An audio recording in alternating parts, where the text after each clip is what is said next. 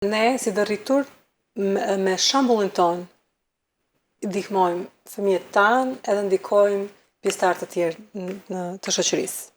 Por kur e them nuk është asnjëherë nuk është shumë herët, asnjëherë nuk është as vonë. Sepse ato format dhe ato zakonet dhe veset që i kemi marrë dikur, nuk është vonë që t'i ndryshojmë.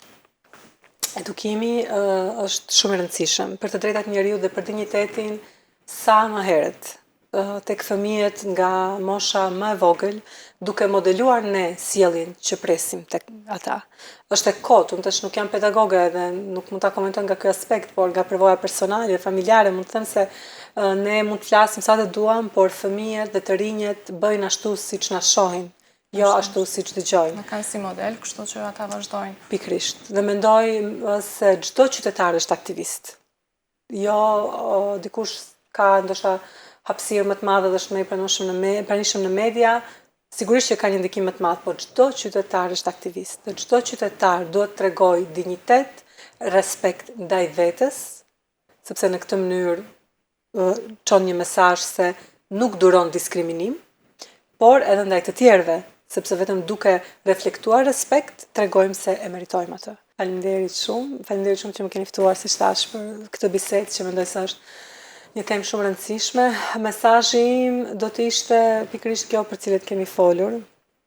Çdo moment reflektoni standardet më të larta që i prisni nga të tjerët. Sepse vetëm kështu mund të krijojmë një shoqëri të mirë dhe të barabartë.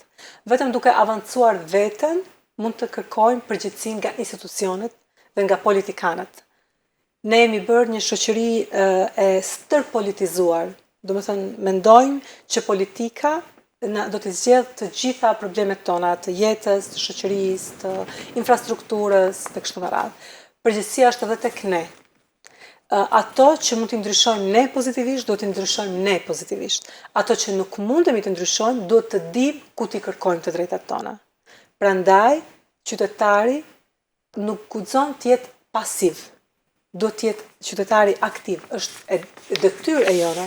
Ekzistojmë dhe projektojmë në një botë që kërkon aktivizëm konstant. Dhe çdo vepër është mesazh dhe aktivizëm.